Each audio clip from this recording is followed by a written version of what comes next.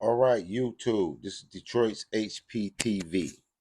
I got an interesting topic for you today. I'm gonna do a reaction to Trap Lord Ross's breakdown on FBG Duck. What happened with FBG Duck? But at the same time, we're dealing with the fact that the O Block 6 are finna start trial. And the question that I'm gonna present to you, even with his research, is are they guilty? Are they responsible? Is the O Block 6 responsible for the demise of FBG Duck? Now we're gonna see how much this guy over here in Great Britain learned about this particular beef. So this for fair use, this commentary, educational purposes. Some of my viewers who may not be familiar, pay attention. I bet y'all didn't know this was going on. Check out what's going on. Sponsored by Kamikoto. Hey guys, if you want to see my uncut version of this video, including moment-by-moment analysis of crime scene footage, which is far too shocking to show you on YouTube, it's available over on my Patreon for just $2. That's patreon.com/traplawross. Thanks. On the 4th of August 2020... Okay, hold on. First of all, he got crime scene footage that's so gruesome. Can't show it on YouTube, but for $2 you can see it on his Patreon. Pay attention. Chicago rapper FBG Duck was gunned down in broad daylight. Duck was left on the ground dying next to a jammed pistol, with dozens of bullets in his body bleeding out for over 20 minutes. But this was no ordinary gangland hit, because that spot where Duck would lay fighting for his life was outside of a Dolce & Gabbana store in Chicago's Gold Coast, a luxury shopping district in the north of Chicago, miles away from the blocks on the city's south side, where gang warfare is rampant and the streets are considered some of the most dangerous in America. The assassination of FBG Duck in this manner conjures up images of Chicago gang warfare in the 20s, when the likes of Al Capone were running in the streets of Chicago, massacring ops and leaving bodies all over the city, decades before drill music had even been invented. Many people thought that such a brazen murder in an upmarket tourist spot would have been an open and shut case, but shockingly, Duck's murder would go unsolved for over a year. Well, unsolved by the police, because over the course of that year, a number of young men linked to the crime and the gang responsible would run free, bragging about the crime and celebrating Duck's death all over social media and in hit songs. Some songs celebrating Duck's murder would land on the Billboard chart and earn RIAA certification. Now, what he's saying is right. Like, there was a lot of music in dissing ops because that's what they do in Chicago. They've been doing it. They learning the hard way, the errors of it. But he's breaking down what happened to FBG Duck. And if you not a person who like follow drill culture or really follow their music and know these artists, when he made when he made Dead Bitches, when he made that song, it was gonna be up with O Block. So, Mama Duck, his mother, she's a YouTuber too. She comes out and she's really adamant about them boys going to jail about what happened with Duck. But Duck was a full willing participant in this trauma, in this diabolical system that they got these brothers trapped in. Pay attention. While other songs that hinted direct involvement would fly under the radar. Members of the gang allegedly responsible for killing Duck would go live on Instagram, telling viewers that they're smoking on Duck, a common insult to the deceased in modern-day drill music. But less common in this case, one member would even go as far as to flex shoes hinting at his involvement in the crime on Instagram. Those who were allegedly responsible for killing Duck were so confident that they wouldn't be caught that they boasted about the murder for over a year. But why would anyone do this? Well, the pride and deep-seated need for revenge in a gang war that's seen dozens of bodies drop on both sides is definitely part of it. But in this story, it's much deeper and darker, because it seems that part of the reason that these men wanted to dance on Duck's grave so badly after he was murdered was, shockingly, purely for the clout. The recognition that they received on social media and in the drill music community for being real killers, real steppers, savages, gangsters. This was the reputation that these young men were looking. He has no idea. He's saying that from a white person's perspective, that they was doing this for clout. They were loyal to each other. They were loyal to each other and doing what they was doing because they was repping their hood. They was repping the only thing that they're regulated to holding down is where they at. You know, this is disenfranchised people. He said they wanted clout. They didn't go through all of this for clout. They've watched their friends, brothers, and cousins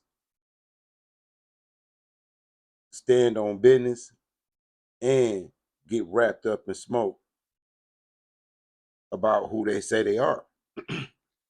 This is real talk. About who they say they are. People been wrapped up and smoked about it. So it's not for clout. This is a white person trying to analyze what's going on with black people. But has he ever thought about the trauma that they were born into that has shaped them since the time they become adolescents, to where did they even have the intent, the malice to even be who they are? When you look at where they're coming from and you look at what the system is failing them. And you even got a white guy like this way over here in England that's studying like he's doing a documentary on Wild Kingdom. But check it out.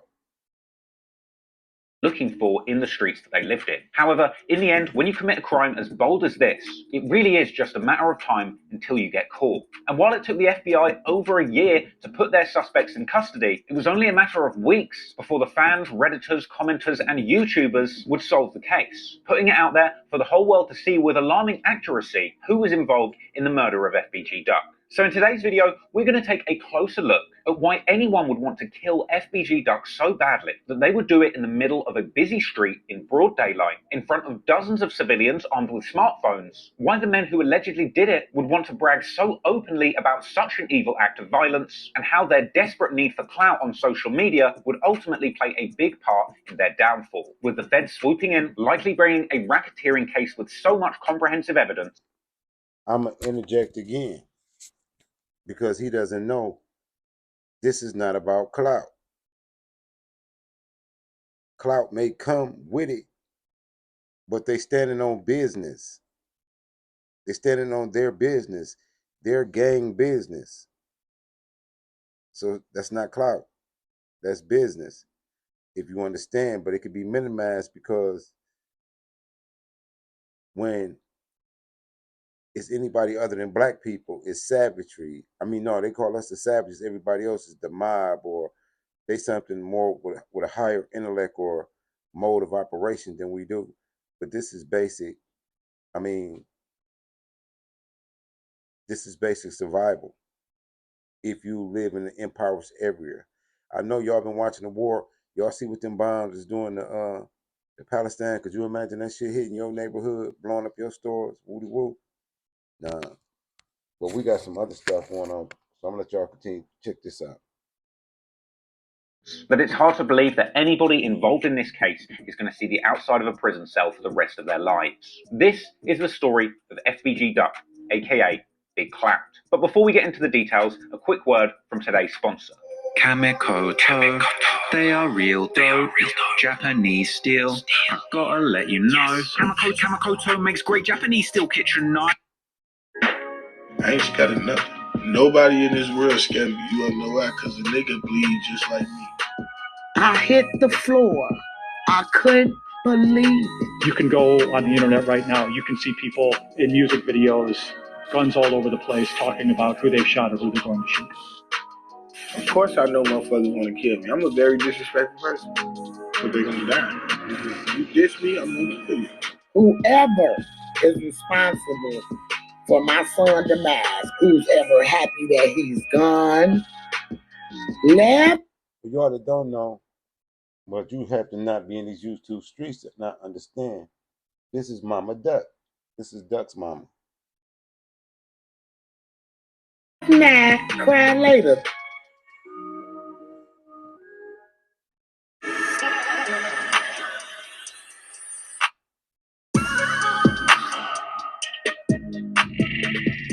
On October the 13th, 2021, the FBI descended into Parkway Gardens, a Chicago housing project better known as O Block. They were there as part of a plan to arrest 5 men for the murder of FBG Duck. The men arrested were Charles Liggins, aka C Murder, to Carlos Offord, aka Los Munna, Marcus Smart, aka Moo Wop, Christopher Thomas, aka C Thang, and Kenneth Robertson, aka Kenny Mac. These guys are all members or affiliates of O Block, a Chicago.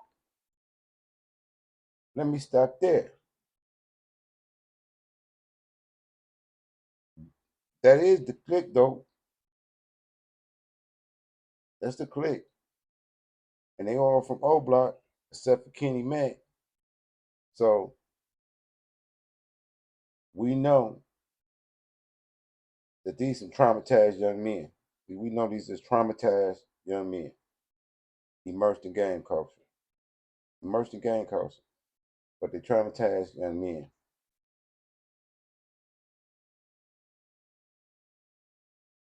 You gotta listen to their story for real. Chicago street gang turned rap collective based out of Parkway Gardens, aka O Block. Originally made famous by rapper Chief Keef, who these days is far away from the dangerous blocks that he came up rapping about. Most recently, we saw rapper King Von hail from O Block and firmly put O Block on the map through his music. By the time Von was killed in 2020, he was probably the most famous person from O Block to ever hold a microphone or a gun. And despite making waves in the music industry after releasing a string of 3 successful projects, right up to his death, King Von was moving like a person still deep in the streets, rolling all over the country with a mob of O Block affiliated goons, some of which have been made social media famous, in no small part by their association with Von. Other O Block affiliates who have become famous to fans and feds via music and social media include BJ, Boss Top, Duke, DQ, Gleesh, and of course there's many fallen members who have passed away who we'll be talking about shortly. And even more so, beyond the inner circle of King Von and the O Block natives who are relevant to this story, videos exist. Let me say this. This white boy got the click. He got the click. He got the click. Hands down, he know who he talking about. He got their ass, bleach, all of them. But let's continue.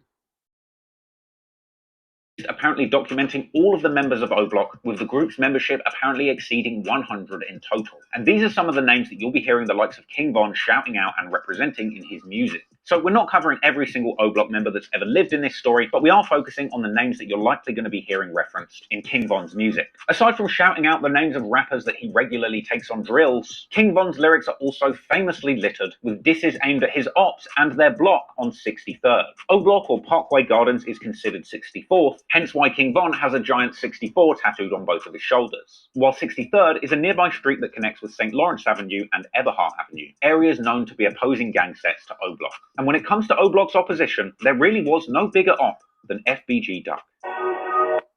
Genius.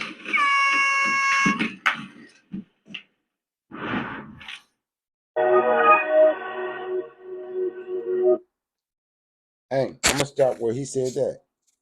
But why he say that though? Von or nobody, why he said they, I mean, read between the lines. Read between the lines, people, because this trial coming up.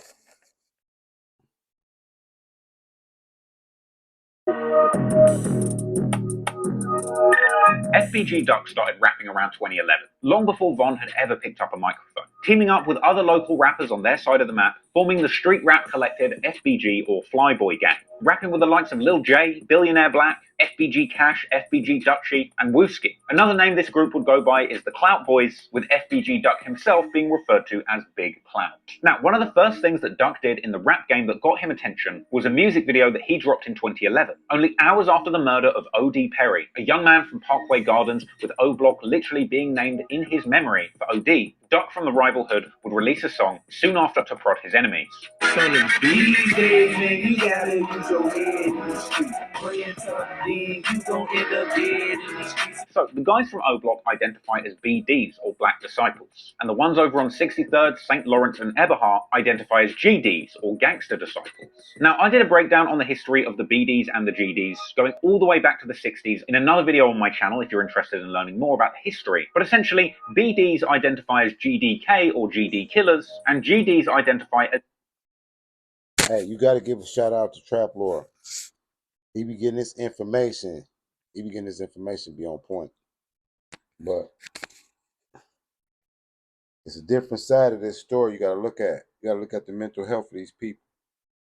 as BDK, or BD killers. Now, it didn't take long for Duck to pick up some attention in the streets and through his music, quickly making him one of the biggest GD-affiliated rappers in the city. There was a period of time where another young man called Lil Jojo put the GDs on the map after releasing a song called BDK, becoming a Chicago anthem for GDs who wanted to kill BDs. Unfortunately, as a result of his affiliations and actions in the streets, Lil Jojo ended up being murdered in 2012. Being the most famous GD rapper in the city was dangerous, but FBG Duck wasn't put off. After Jojo's death, Duck vowed to keep the BDK movement alive in his music, as seen in numerous tweets.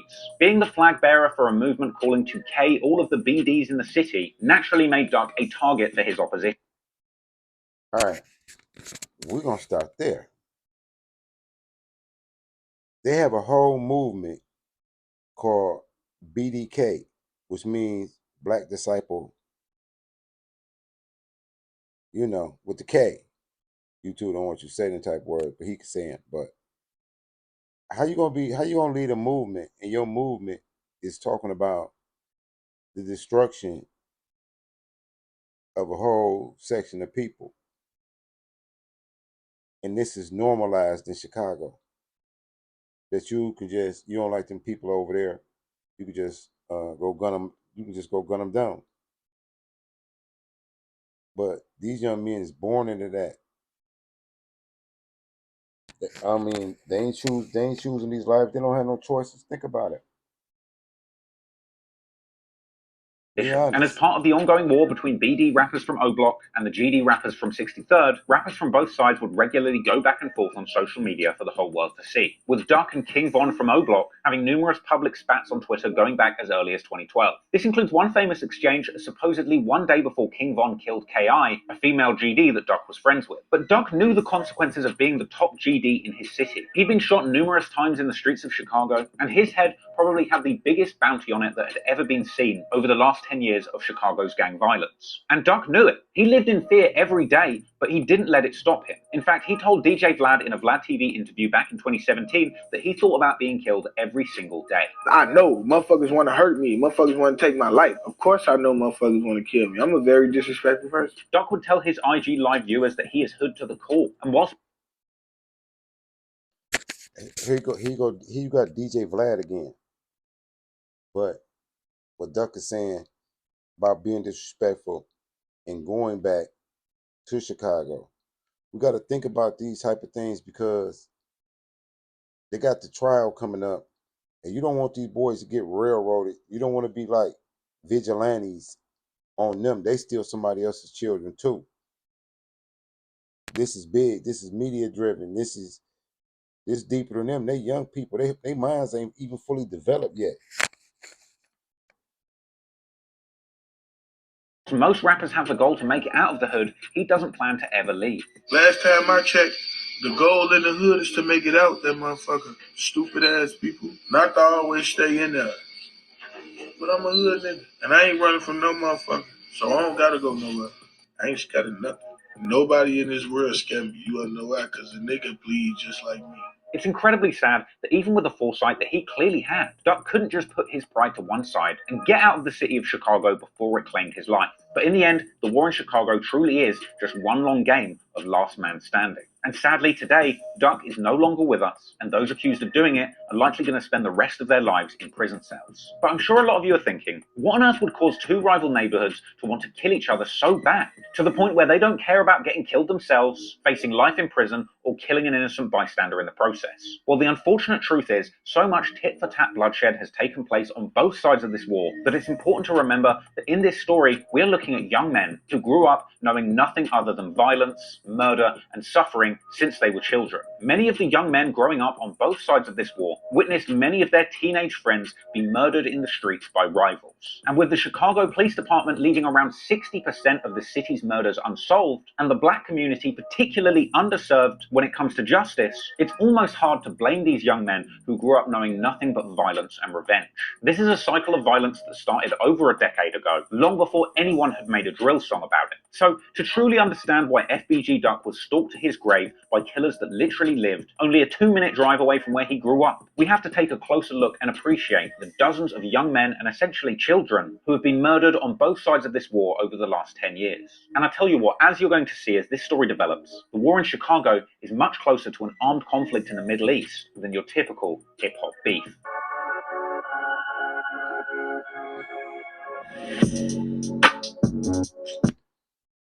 Hey, this for fair usage and commentary and educational purposes. And I know like a lot of my subscribers, well, I can't really tell what my subscribers like, but this is an interesting story that I'm doing a reaction to. I want you to see how this is documented and what I've been saying about the mental health aspect in our community. Now, if you've already seen the previous video that I did on the war between O-Block and Tuckerville, then feel free to skip this part of the video. That video covered the ongoing back and forth between O-Block and the street crews coming out of 63rd between the years of 2010 and 2014. Tuckerville is another name of the SDL EBT sets on 63rd, with the name Tuckerville itself being derived from another young man from that area who was sadly gunned down as a teenager by the name Tucker. You've likely heard his name being dissed numerous times in songs by rappers from O-Block. In fact, as part of the trend of a block being renamed after a young man who lost their life in the war, O-Block wasn't always called O-Block. It actually used to be called Wick City, which stood for Wild, Insane, and Crazy. But just like Tuckerville, Wick City ended up being renamed O-Block after the murder of young member O.D. Perry. So let's take a quick look back at that video to get up to speed on how the early days of this feud begun, so that we can remember some of the names of those who lost their lives in the early days of this beef, with their memory contributing to the careers of King Von, FBG Duck, and their respective crews. Neurologists are stunned. They've confirmed that ear ringing is shrinking your brain cells. Tinnitus is now known as precursor. Now, it's hard to find one cataclysmic event that has caused the enormous wave of beef between these two groups. What seems to be the reality is that some of this beef dates all the way back to high school days, where members from these opposing areas would get into pretty basic schoolyard fights. However, these small, local schoolyard beefs would unfortunately escalate into deadly violence when those involved became old enough to get guns. But all the way back in the early 2010s, King Von had been repping his BD affiliation on social media to the fullest, holding down the blocks of Parkway and showing love to his gang for the entire world to see. Yeah, bitch. Yeah. Other big names in the Wick City BD set include feared supposed shooters like HK and J Money or J Munna. Then of course there's King Von's beloved BD bro T Roy, who is apparently a bit of a dynamic duo along with Von, with the close bond between these two becoming very relevant later in the story. And in fact, this is the exact reason why even right up until his death in 2020, King Von used to go by the name V-Roy on Twitter. And the fact that he comes from Wick City is why his Twitter handle still is @KingVon from the Wick. Basically, King Von and T-Roy loved their gang and they loved their block, holding it down with other Wick City members like Big A, OD, Trey 5, Platoon, Boss Money, Sharoid, Duke, who's actually been mentioned in numerous King Von lyrics, Rah Rah, aka Reezy, and Boss Top, who also became a rapper like Keith. The Wick City BDs were very well known for throwing up GDK hand signs repeatedly to show the world that they were GD killers, who were very much indeed down to ride and kill. GDK shit, man. Everybody got the voice in their hand, man. GDK. Broke boys.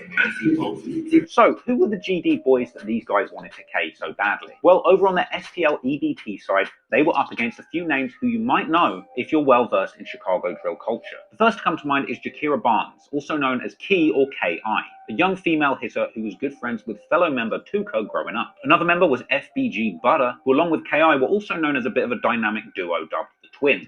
Other members actually went by FBG or Flyboy Gang, an STL EB clique more focused on making music, which included other names like FBG Brick, and of course the legendary FBG Duck. Another musically inclined member who repped FBG was Lil J, who lived in STL and would later become more clicked up with them, but mainly had beef with 600 that kind of ran adjacent to this feud. They had Lil B and Wooski, who had actually been dubbed King of the Ops. There was Boss Trell and Lil Doc. On the 12th of January 2011, 15-year-old Shondale Gregory, known on the streets as Tuka, was waiting at a bus stop at the 600 block on East 63rd Street. At a certain point, a dark-coloured vehicle pops up and somebody hops out wearing a half mask. Some have said that this person exchanged a few words with Tuka, but ultimately within seconds, they had shot Tuka multiple times and fled the scene. STL member FBG Duck was actually close friends with Tuka, saying that after hearing about his death, he actually ran to the scene of the crime, where in a tragic moment, he even got to see his slain brother before he was taken away. Me and him clicked. Like, that was one of my real close friends. Like, every day, like, spend the night at his house. He spent the night at mine. And my cousin came in there running to me, crying and shit, to me, your friend just got killed. You feel me? Then I ran all the way from 62nd and Wabash. What Duck is describing is trauma. He a kid. So right now, what he's describing for the media is trauma. It's marketed trauma. Think about it. He a young man, he telling he ran down there, he done broke down crying his friend. All right, let's continue. It's all the way to 63rd to St. Lawrence. Shake them right there on the floor. You know how that shit go, broke right down. In response to this tragic loss, STL EBT would rename their hood Tukaville in his honor and as a commitment for revenge. And members like FBG Brick would rep Tuka's memory to the fullest. Do you represent Tukaville? Oh, to the fullest. That's what I do it for. That's what it's always been about since day one. Just took it. Like, my homie was 15 years old when he got killed. Never hurt nobody, never did nothing, you know what I'm saying? As you may well know, Tuka's name has been endlessly dragged in hip-hop over the years. Now, I'm not going to get into every instance or drama over this happening, but story goes, initially, the GDs from Tukaville, people like FBG Duck, were apparently saying that they were smoking Tuka out of respect for him, a nod to the old story that Tupac's crew, the Outlaws, smoked his ashes in a blunt after he died. But the BD ops from Wick City immediately decided to flip this and start making fun of Tukaville. The most immediate and iconic diss, of course, was Chief Keef's song 300, where he says "fuck Tuka gang." And from here, other members continued the disrespect. One of Tuka's closest friends growing up was a young girl named KI, but you might know her better as the young girl who became a teenage assassin, supposedly racking up 17 bodies by 17. Story goes, it was the death of Tuka that actually turned KI into a cold-blooded killer. Apparently coached in shooting by her cousin, fellow Tukaville GD boss Trell, and maneuvering in the streets by her older brother C. Look how he's describing her trauma. See, he turned into a cold-blooded killer. You know, like she became savage. Look at how they breaking this story down. But these is real people. You know, these are real people. These young black people. Seaball, a bloodthirsty teenage KI would soon become a bona fide hitter for the Tukaville GDs. Hellbent on getting revenge for Tuka, KI would eventually find it in the form of OD. At around 11:35 p.m. on August the 10th, 2011, 20-year-old O.D. Perry, respected Wick City member, was shot and killed near Parkway Gardens on 400 block of East 64th Street. O.D. suffered multiple gunshot wounds, including one to the neck, and was pronounced dead at Schroger Hospital within an hour of the shooting. Just like Tuka, in his memory, the Wick City B-Deans renamed Parkway Gardens O-Block in his memory, committing to avenge him. Of course, the likes of Chief Keef and King Von immortalized O-Block, as it is now known today, in their music forever. The killing of O.D. Perry was supposedly revenge for the killing of Tuka, with this apparently being exemplified by the fact that it went down on Tuka's very birthday. O.D.'s killers were never apprehended, but from here, rumors begun to swirl that this was actually the first victim of teenage Tukaville assassin K.I. And one of the people pushing these rumors was, of course, Lil J, who had apparently shared the following image along with a caption saying, "Shout out to them twins that made O-Block." referring to FBG Butter and KI. However, for the record, no one has been convicted of this crime and there was never any proof tying KI or Butter to the killing of O.D. Perry. Well, actually, many years later, a Freedom of Information request did reveal that the cops did officially name KI and Bostrel as subjects on the report. This came after an unnamed informant named them as the shooters in 2016, years after they had passed. At 6:47 p.m. on February the 12th, 2012, Sherroyd Liggins of O Block was discovered with a gunshot wound to the head at 6400 block of South King Drive, just outside Parkway Gardens once again. You're starting to see why they call it the most dangerous block in America now, right? Sherroyd remained in hospital fighting for his life for around 4 days, until February the 20th, when he was unfortunately pronounced dead at Stroger Hospital. No one was ever caught for this crime. However, KI has suggested pretty heavily on Twitter that Bostrel from Tuckerville was the one responsible, with some of the internet detectives over on Chiracology digging deeper into these tweets and suggesting that when this shooting went down, Bostrel had actually shot Sherroyd from all the way across the street. Impeccable aim, apparently the result of his use of a gun with a red laser beam sight on it to improve his accuracy. That gun itself apparently even featured in the Lil J FBG Duck music video for the song Critical, a Chief Keef diss that actually dropped months after this happened. Combine this with the fact that Bostrel himself seemed to be bragging about the incident on Twitter later in the year, with KI also tweeting references to that red beam.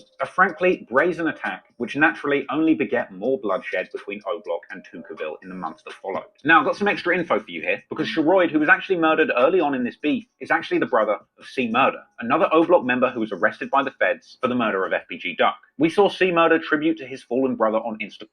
I'm going to stop there for a minute. Now, you see what he just said about the relatives, how these people is related, how they related. Regularly. So with this in mind, you can understand why he would have held a years-long grudge against the opposing gang who took the life of his brother. But it didn't end there, because the bloodshed in the streets would continue, with the likes of King Von apparently playing a major part in taking the lives of enemies from the opposing area.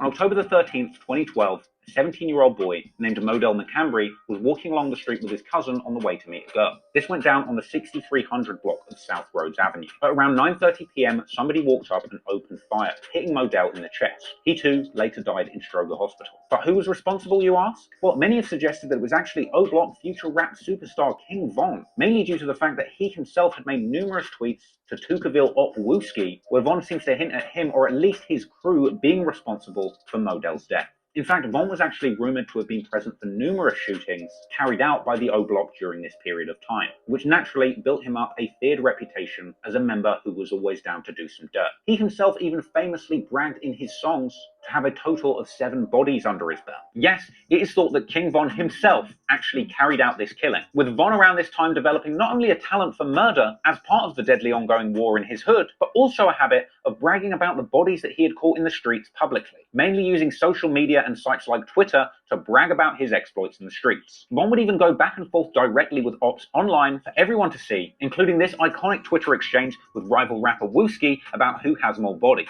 Von would tweet things around this time that he just wants to kill, and that apparently women don't want to be with him when they find out that he's a murderer. Bragging about dirt in the streets on From what he's saying with all this death and destruction going around these boys, they having mental breakdowns. That's what they having. That's why they talking crazy on their phones, whatever. Look deeper into what they actually say is going on. Like they telling you everything they know. They've been watching them. social media is a precedent that would be set early in this story and would continue throughout the entirety of the 10-year war. It seems that the young men involved in committing these crimes are surprisingly eager to brag and boast about their exploits online, presumably doing this for status or clout or ego, and it would be this habit that would play a huge part in their eventual downfall, but not before a whole lot more killing had taken place. On October the 30th, 2012, a man named Derek Johnson, also known on the streets as P5 or Crack, was gunned down. Now, he wasn't actually Tuckerville, but a member of Jarrow City, a Chicago gang set north of Tuckerville with a long history dating to back before this feud even began. But apparently, P5 was out walking on Tuckerville turf, specifically the 6200 block of South Eberhart Avenue, where apparently J Money, King Von, and Big A of O Block were lurking in the area looking for Tuckerville ops to attack. In fact, only a day before this incident went down, King Von himself had tweeted that he was out trying to catch more bodies so that he could catch up with fellow O-Block shooter T-Roy. So story goes that when these O-Block shooters were out lurking, they spotted P5 around 9:13 in the morning, opening fire and hitting him multiple times. Some have even gone as far as to suggest that he was actually hit 6 times in the head and 9 times in the body. P5 was taken to Stroger Hospital, once again pronounced dead within the hour. And from here, the wanton violence between O-Block and Tuckerville was far from over, as the O-Block side would continue to seek retribution for the attacks that had been done on them, and so soon after the P5 incident, O-Block would appear to claim a high-profile member of Tuckerville. Navy drops new bombshell Camp Lejeune program. The Navy and DOJ just released a new elective 17-year-old Rodney Stewart, aka Boss Trell, aka the Red Beam slinging marksman who'd allegedly killed Sherroyd from way across the street for Tuckerville, was apparently planning to flee town, tweeting about being excited for a fresh start on the 6th of November, even purchasing a bus. Let me stop here and interject one more time. These are still young kids. These is kids. Ticket with the intention of leaving town on the 10th.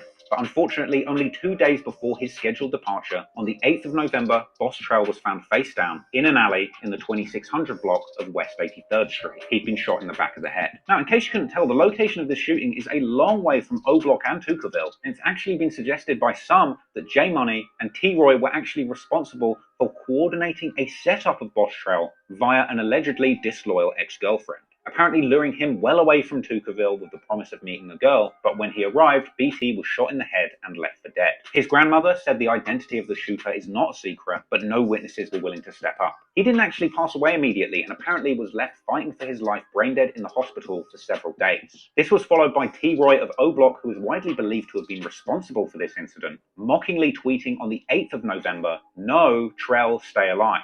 Meanwhile, Tuckerville affiliates like FBG Cash were paying their respects to Boss Trell, but ultimately he passed away later that day. Meanwhile, of course, over on O-Block, they were celebrating for having gotten retribution for their fallen brother Sherroyd, but Boss Trell was of course a devastating loss for Tuckerville, and he would soon be avenged in spectacular fashion. As on September the 2nd, 2013, Jerome Wood, also known as J Money, from O-Block was allegedly set up, ironically in a way not dissimilar to how Boss Trell had been set up, with J Money apparently visiting a location on the 6600 block of South Rhodes Avenue around 2 p.m. Allegedly set up by a girl on the ops turf, legend has it that J Money was expecting to see a woman he knew, but arrived to the location to be greeted by Lil B and KI from Tuckerville. He apparently attempted to flee down a gangway into an adjacent property, but he was unfortunately shot in the head, collapsing outdoors and not making it. Tweets from other gang members have suggested that this incident was direct retaliation for P5, as well as Boss Trell, and KI actually tweeted after this incident about shooting people in the back of the head, tweets which many people thought suggested direct involvement by KI, referring to this exact incident. That's as far as things went in that Tuckerville video. However, things would eventually catch up with that female assassin, KI, as she'd be gunned down on April the 11th, 2014. And for 7 years, many people, including myself, speculated on whether King Von had been involved with the killing with some assistance from fellow O-Block hitter Big A. And only after his death in 2021 did Chicago police release documents appearing to confirm that King Von himself was indeed the killer of KI, with apparently multiple witnesses pinning Von as the shooter, but the cops ultimately didn't have enough evidence to bring an official charge against Von at this point. But that wouldn't matter, because only around a month and a half after the murder of KI, King Von would catch yet another body, but this time end up in jail. A story which once again I have already covered in a detailed video on this channel. May 29th, 2014, a birthday party is taking place. Look, if you're not familiar with these stories or whatever, I mean, you should look into this, because this is the youth. These are young people. It's like we done forgot that the children are the future.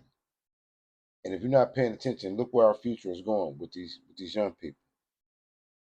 Place in Englewood, Chicago, on the 5700 block of South LaSalle Street. And in attendance at this party are 4 men. A man named Malcolm Stuckey, who's chilling at this party with 2 unnamed friends of his. And also at the party is Davon Bennett, better known nowadays as King Von, the rapper from Chicago's O-Block. Now, at a certain point during this party, Malcolm and his homies are steady eyeballing King Von, who decides at this point to briefly leave the party. He goes away and allegedly gets his homie Michael Wade, aka Big Mike. Now, Now, Big Mike later told the police that he had gone to this party with King Von with the intention of acting as muscle for Von, who had planned to confront the person who had been mean-mugging him. And when Von and Big Mike got back to the party around 45 minutes later, they parked up in an alleyway. Allegedly, at this point, they both got out with loaded guns and proceeded to the front porch of the property, where they opened fire on Malcolm Stuckey and the two other men. Apparently, they ended up firing over 20 shots. Malcolm Stuckey was unfortunately fatally wounded in the head. Meanwhile, the two other men attempted to flee, one into the house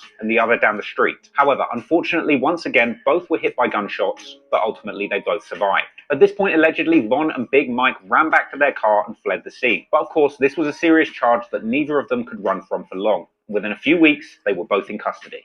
So, King Von would be picked up for murder and end up sitting in jail for around 3.5 years. Eventually, he would miraculously manage to beat those charges on a technicality. But while Von was locked up, the war would continue to play out in the streets. And with one of O-Block's most fearsome hitters, King Von, locked up, the block would be vulnerable to its enemies. This would ultimately lead to the deaths of a number of people who were very close to Von and his friends, who we introduced at the start. Didn't right there he sound like the gap they used to be with the alligators when we was young, like this National Geographic. Think about how he sound like this National Geographic. This story, in the face of yet more of their childhood friends being murdered, allegedly at the hands of their rivals from 63rd, the young men from O-Block, with no guidance, support, and nothing better to do than seek revenge against those who had killed their friends, formed a new gang focused solely on get-backs, getting retribution and revenge for their friends whose lives had been taken. This is the birth of Get Back Gang.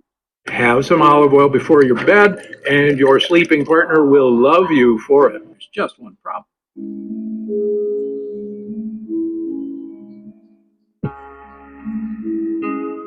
Whilst Von had been sat in jail awaiting progress on the murder charge against him for killing Malcolm Stuckey, rival gangs from the surrounding areas were plotting attacks on the most beloved members from O-Block, and soon lives would be lost. On July the 17th, 2016, Chino from O-Block, real name Chirino Gatewood, is murdered in a Sunday morning shooting on the 5700 block of South Union, after a car allegedly pulled up with someone asking Chino where they could buy weed before opening fire, emptying the rest of the clip into his body on the ground, with Chino later dying in St. Bernard Hospital. There's been a great deal of debate online about what set specifically had something to do with this killing, but regardless of who was responsible, what we do know is that Chino from O-Block was the brother of BJ, hence why he goes by the name Chino Mafia on Instagram. So here we have yet another person from O-Block who's lost a relative and is likely burning for some kind of revenge.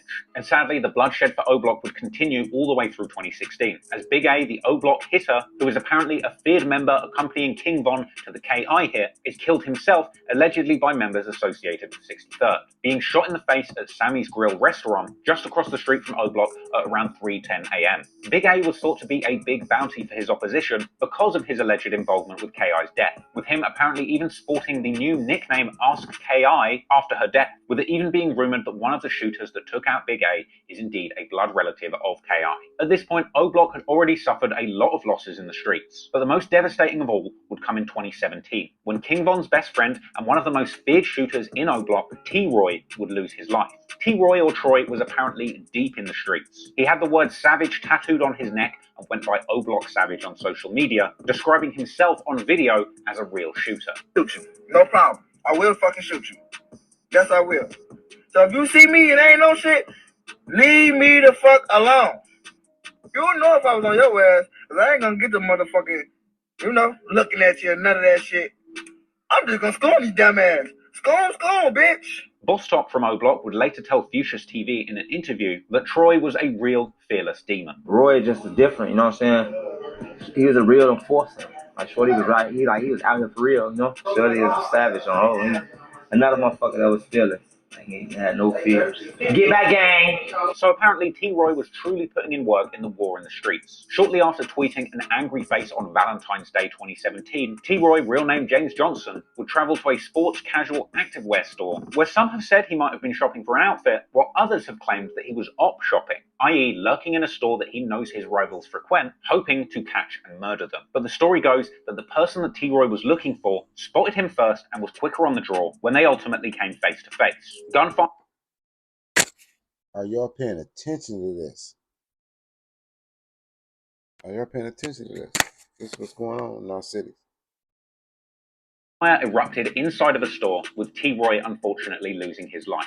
Only a brief moment of surveillance video was captured and released, showing the moment that T-Roy was caught off guard in the store by a man and an accomplice. T-Roy would be shot in the chest, later dying at the Northwestern Memorial Hospital at the young age of 23. T-Roy was beloved on his block, with the most successful Chicago drill rappers at the time honoring him in tweets. He was mourned by Chief Keef, Lil Reese, Lil Durk, as well as O-Block members like C Murder and King Von, who tributed him on Twitter with a caption that read, "Rest up T-Roy, real savage." This love was apparently reciprocated by T-Roy whilst he was still alive, because while King Von was locked up, T-Roy's whole Twitter page was dedicated to Von's freedom, with it still looking like this to this day, years after his death. While he was still alive, T-Roy would regularly post pictures of himself and King Von saying free his brother and right-hand man. Of course, King Von was still in jail when T-Roy was killed, with Von apparently being left broken-hearted, breaking down in his cell. Von would later go live and tell the story about what happened the day that T-Roy died and how Von prepared for vengeance. I'm gonna go all the way. I'm gonna move it up to. I'm gonna move it up to where with Duck. We move it up further.